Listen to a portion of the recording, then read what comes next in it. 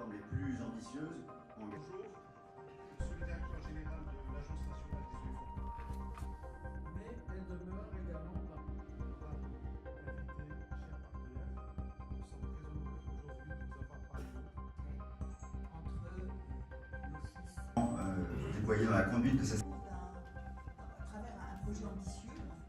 Alors je vais pas. Je voudrais également saluer la qualité des relations de confiance qui se sont construites. يعني يشكل هذا اللقاء يعني محطة مهمة مع الشركاء التقنيين والماليين لتقييم تنزيل استراتيجية غابة المغرب اللي عطى انطلاقة تاعها سيدنا الله ينصرو في 2020 بهدف خلق واحد نموذج تدبير للغابات قائم على الاستدامة والابتكار والتشاور والتعاون. هاد تنزيل هذه الاستراتيجية يعني مشى في خطى يعني مهمة بحيث اليوم تمكنا باش نحققوا يعني واحد المراحل جد متقدمة بالنسبة للأوراش المهيكلة للقطاع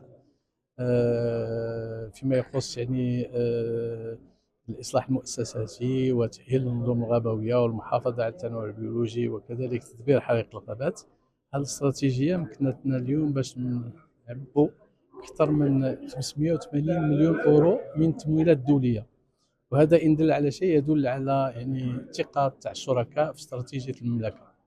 كذلك هذا اللقاء هو يمثل يعني فرصة لتوحيد الجهود وتطوير برامج التعاون وذلك بتعزيز يعني مساهمة المغرب في مواجهة التغيرات المناخية وتدبير التنوع البيولوجي، وكذلك يكرس يعني المغرب كشريك إقليمي ودولي فعال في تدبير المستدام للغابات. Donc je vais essayer de vous emmener dans un petit voyage. C'est l'occasion de cet atelier consacré à l'état d'avancement de la stratégie Forêt du Maroc 2020-2030. Je voudrais d'abord adresser mes sincères remerciements à la FAO est très fière et très honorée d'avoir été invitée à participer à cet atelier finalement de revue des résultats de la stratégie Forêt du Maroc. L'ANEF a vraiment pris des engagements et mené des actions sur le terrain avec une grande efficacité et une grande force.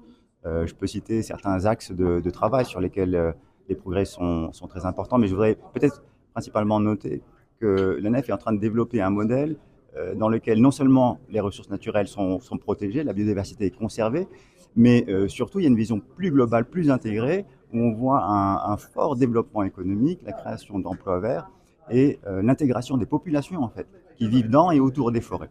Donc c'est un modèle durable qui préserve la nature, mais qui permet la vie humaine de qualité à court, moyen et long terme. Et donc ça, c'est vraiment quelque chose qui est très remarquable. À la FAO, on est très heureux d'y être associé et de pouvoir, à l'avenir, Inch'Allah, aider le Maroc à partager ce modèle avec les pays du continent et au-delà.